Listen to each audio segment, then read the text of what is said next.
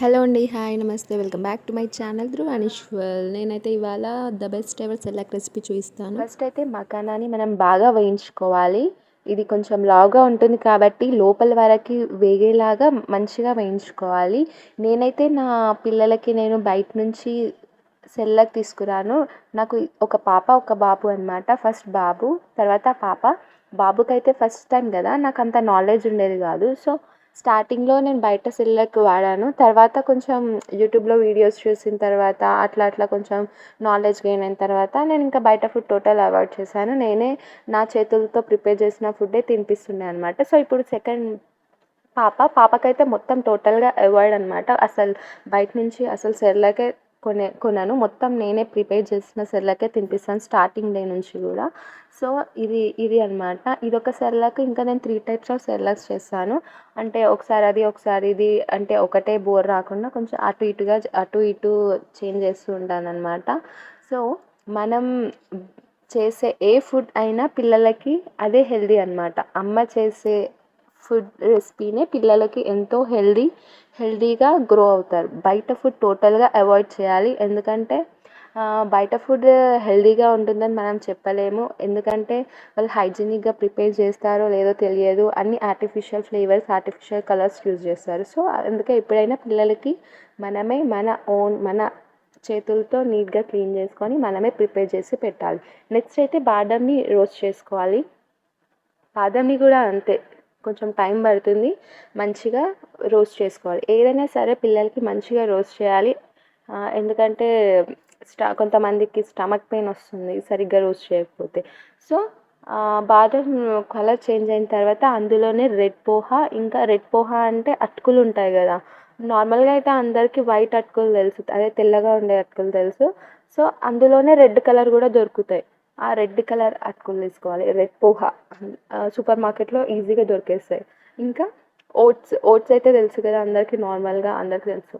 So ఈ 3 same equal పోర్షన్స్తో వేసుకోవాలి. దాంట్లో కొన్ని బాదం వేసుకోవాలి. ఒకవేళ మీ పిల్లలకి బాదం ఎలర్జీ అనిపిస్తే బాదం అవాయిడ్ చేయొచ్చు. ఇదైతే చాలా మంచి సెర్లాక్ అనమాట. దీంట్లో మీరు ఎలా తినిపించాలంటే నార్మల్గా ప్లెయిన్గా తినిపించకుండా ఏదైనా ఫ్రూట్ ఉంటుంది కదా, ఎగ్జాంపుల్ బనానా తీసుకోండి.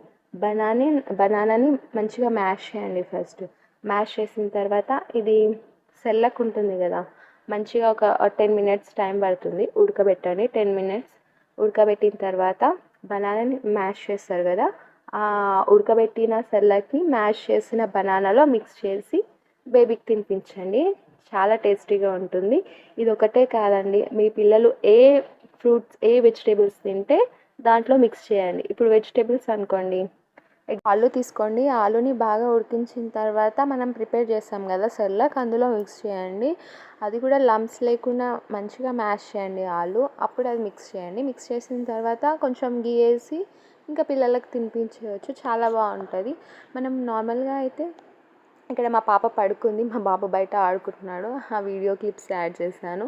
సో ఇక్కడైతే నేను సెర్లాక్ ఎలా ప్రిపేర్ చేయాలో చూపిస్తాను. మా పాపకైతే 2 స్పూన్స్ సరిపోతుంది. 2 స్పూన్స్ సెర్లాక్ పౌడర్ వేసి అందులో వాటర్ వేసి బాగా మిక్స్ చేయాలి, లంప్స్ లేకుండా. లంప్స్ ఉంటే పిల్లలకి గొంతులో తట్టుకొని వాళ్ళు అన్కంఫర్ట్గా ఫీల్ అవుతారు, వామిటింగ్ చేసే ఛాన్సెస్ ఉంటాయి. సో బాగా మిక్స్ చేసుకుంటే స్మూత్గా ఉంటుంది. సో ఇక్కడైతే నేను క్యారెట్ యూజ్ చేస్తున్నాను. క్యారెట్ని అయితే పీల్ ఆఫ్ చేసుకొని చిన్నగా గ్రేట్ చేసుకోవాలి. ఇలా చేసుకుంటే ఏమవుతుందంటే పిల్లలకి తినడానికి ఈజీగా ఉంటుంది, ప్లస్ మంచిగా ఈజీగా ఉడుకుతుంది కూడా, తొందరగా ఉడుకుతుంది. సో ఇలా చిన్నగా మంచిగా గ్రేట్ చేసుకున్న తర్వాత, సో క్యారెట్ రెగ్యులర్గా ఇస్తుండండి, ఐస్కి చాలా మంచిది. ఇలా గ్రేట్ చేసుకున్న క్యారెట్ని ముందు సెర్లాక్ కలిపి పెట్టుకున్నాం కదా వాటర్లో, దాంట్లో మిక్స్ చేసి బాగా కలపండి. సో లంప్స్ లేకుండా కలిపిన తర్వాత స్టవ్ పైన పెట్టుకొని, మీకు కన్సిస్టెన్సీ అంటే మీ పిల్లలు రెగ్యులర్గా ఏ కన్సిస్టెన్సీలో ఉంటే బాగా తింటారో ఆ కన్సిస్టెన్సీ వచ్చే వరకు బాగా మిక్స్ చేసుకోండి. సో ఆ థిక్నెస్ వచ్చిన తర్వాత స్టవ్ ఆఫ్ చేసి ఇంకా గీ యాడ్ చేసి ఇంకా బేబీస్కి తినిపించవచ్చు. చాలా టేస్టీగా ఉంటుంది. ప్లెయిన్గా సెర్లాక్ తినిపించే కంటే ఇలా వెజిటేబుల్స్ కానీ ఫ్రూట్స్ కానీ వేయడం వల్ల వాళ్ళకు కూడా విటమిన్స్ అన్నీ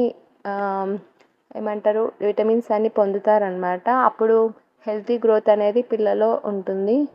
సో ఇప్పుడు కొంతమంది ఉంటారు చప్ప చప్ప అన్నము పెరిగేసి ఉప్పేసి తినిపిస్తారు, దానివల్ల బ్రెయిన్ డెవలప్మెంట్ అనేది సరిగ్గా ఉండదన్నమాట.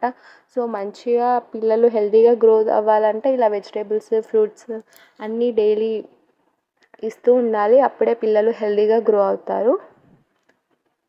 సో మా పాపకైతే ఫీడ్ చేస్తున్నాను.